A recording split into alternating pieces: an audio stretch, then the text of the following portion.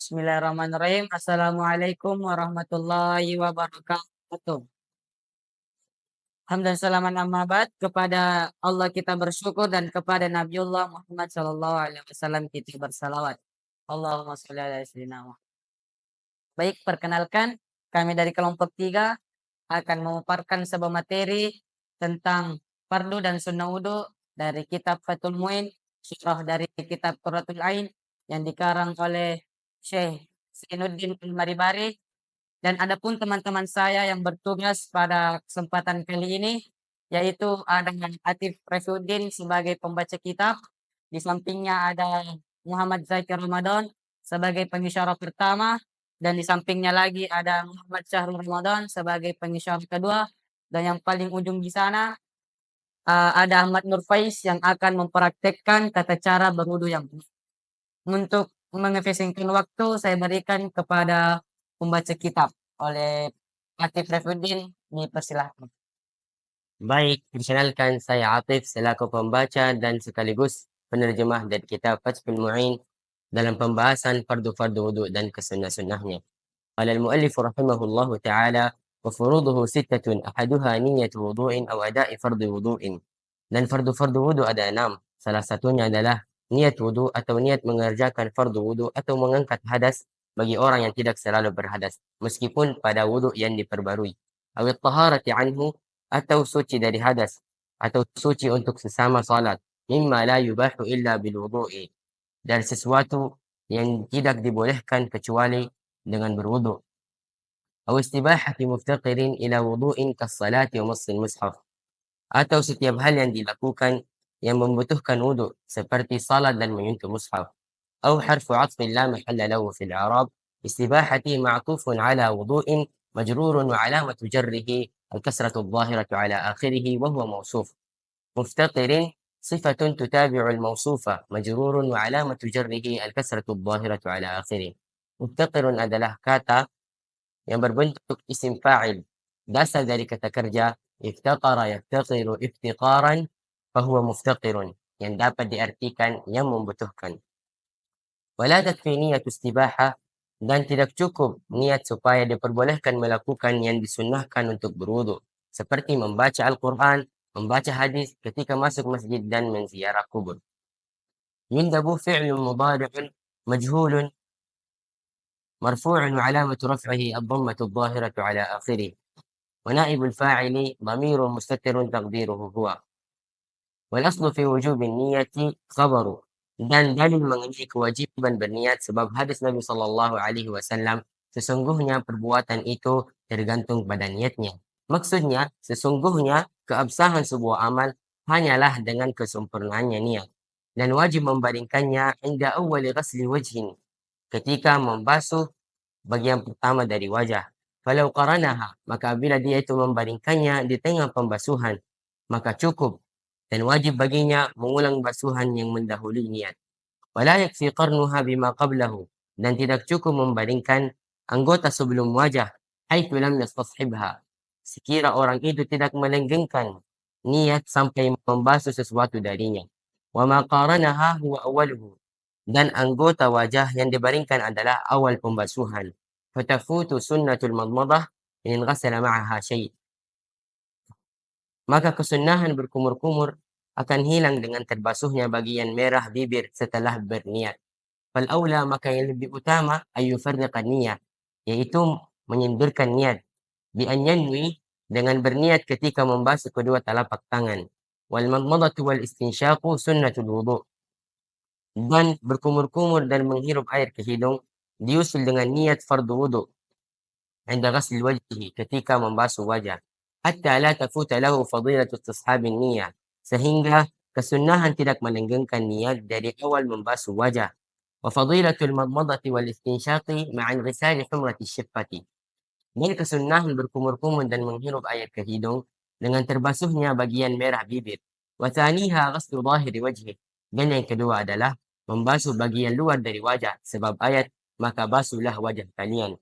Wa huwa tulan, dan wajah dari sisi panjang, ma baina manabit syari ra'sihi, apa yang di antara tempat pertumbuhannya rambut kepala secara umumnya. Wa tahta muntaha lihyaihi, dan bagian bawah akhir dua tulang rahang bifathil lami dengan memfathah lamnya pada kata lahyaihi dapat diartikan fahuwa minal wajhi, apa yang termasuk dari bagian wajah, bukan bagian yang berada di bawah dua tulang rahang. Wasya'run nabitu ala ma tahtahu, dan rambut yang tumbuh di bawah tulang rahang. Wa 'ardan ma baina udhnayhi, dan wajah dari sisi lebar apa yang di antara dua kuping. Sebagaimana yang kita ketahui bersama bahwa fardu wudu ada 6. Yang pertama adalah berniat, yang kedua adalah membasuh wajah, dan yang ketiga membasuh kedua tangan sampai kedua siku, dan yang keempat mengusap sebagian rambut yang ada di kepala, dan yang kelima adalah membasuh kedua kaki sampai kedua mata kaki, dan yang keenam yang terakhir adalah membasuh kedua kaki sampai kedua mata kaki. Maka dari itu, apabila wudhu kita tidak secara tertib, maka hal itu serupa apabila kita memenuhi 5 fardu wudhu, tapi tidak dengan fardu yang keenamnya. Maka selama ini wudhu kita tidak benar. Mungkin ini yang dapat saya sampaikan. Saya mengembalikan pensyarahnya kepada Muhammad Zakir Ramadan. Dengan ini saya persilahkan.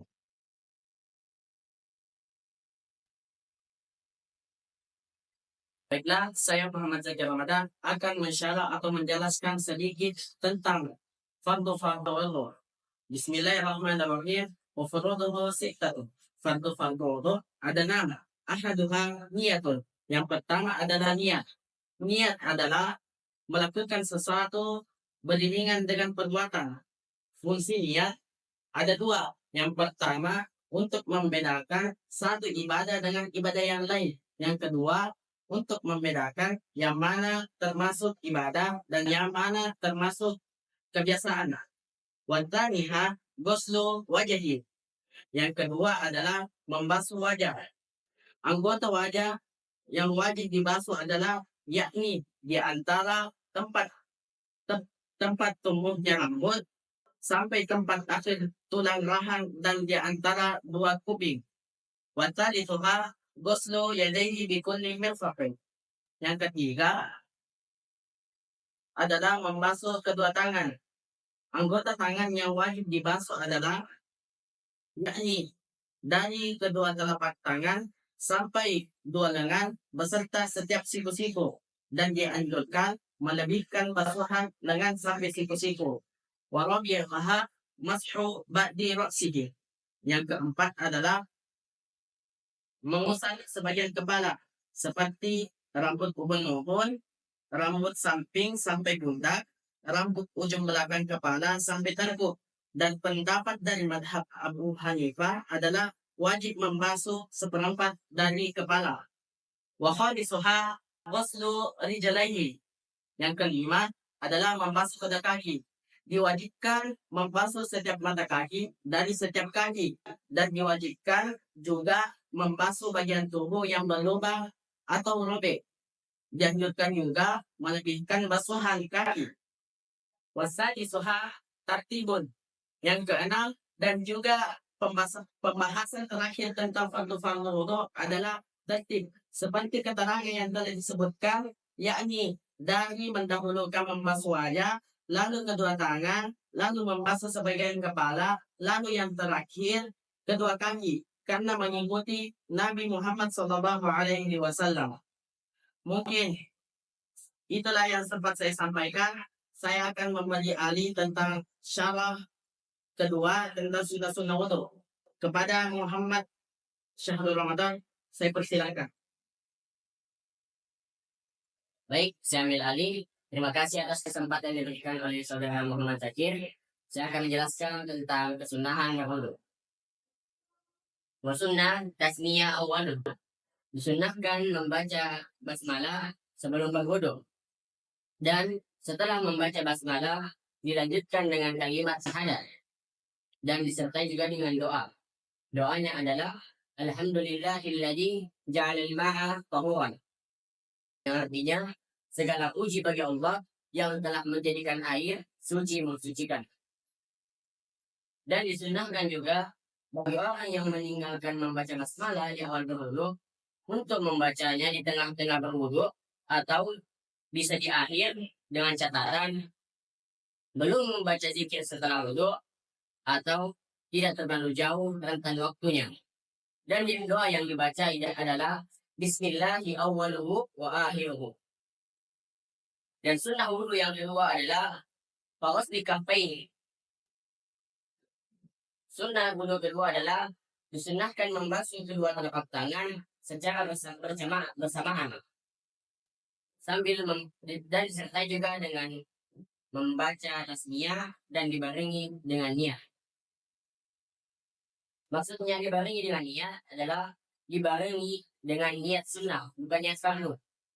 Karena jika dibarengi dengan niat fardu, niat fardu itu dibaca ketika membasuh wajah. Dan niat sunnah dibaca ketika membasuh kedua tangan. Karena jika tidak membaca niat sunnah, ditakutkan apa yang pahala amalan tentang membasuh kedua telapak tangan, berkumur-kumur dan beristisyak itu tidak terhitung. Dan sunnah wudu yang ketiga adalah fasiwakul. Disunahkan bersiwak. Kesunahan bersiwak ini hampir menjadi sesuatu yang diwajibkan.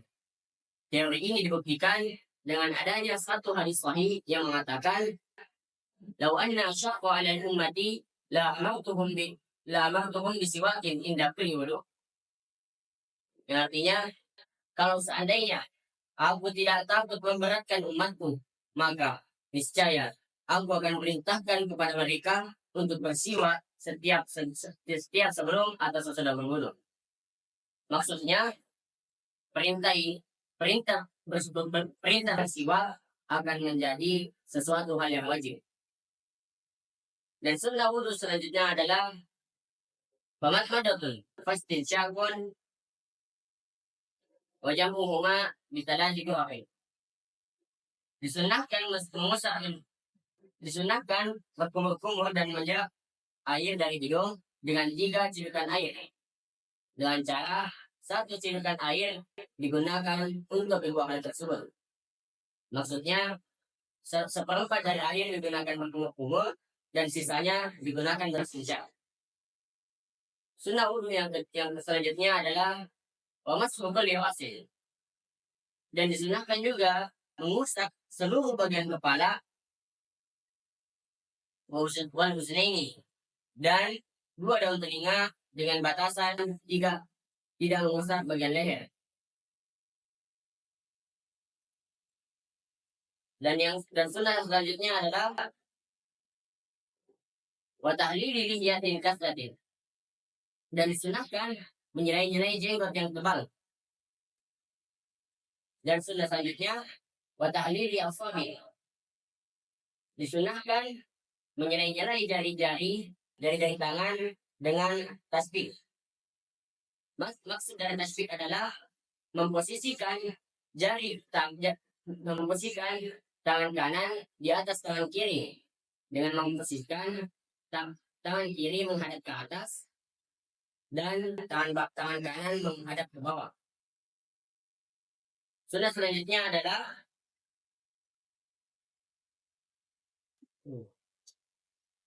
itu ada tergolong memanjangkan basuhan di beberapa tempat, yaitu di bagian tangan, terus pada bagian tangan, wajah, dan kedua kaki hingga betis. Dan sunnah selanjutnya adalah wata'abidu mungkin. Dan disunahkan meninggalkan semua basuhan pada anggota tubuh. Dan selanjutnya wastiqbali. Dan disunahkan juga ketika berwudu menghadap ke kiblat. Begitu juga disunahkan watarku takallumi. Dan disunahkan meninggalkan berbicara dalam berwudu kecuali bersedikit. Dan disunahkan juga watan syife. Disunahkan meninggalkan mengelak bekas air wudhu dikarenakan mengikuti sunnah Rasul. Dan sunnah yang terakhir adalah wasyahadatani. Dan disunahkan membaca dua kalimat syahadat dengan menghadap ke arah kiblat serta mengangkat tangan. Mungkin itulah yang sempat saya sampaikan. Lebih dan kurangnya mohon dimaafkan. Saya kembalikan kepada moderator. Ya baik, mungkin hanya ini materi yang sempat kami paparkan pada malam hari ini. Lebih dan kurangnya mohon dimaafkan. Saya Hermansyah selaku moderator izin pamit undur diri. Minallah Ustaz wa ilaihi wasallam. Assalamualaikum warahmatullahi wabarakatuh.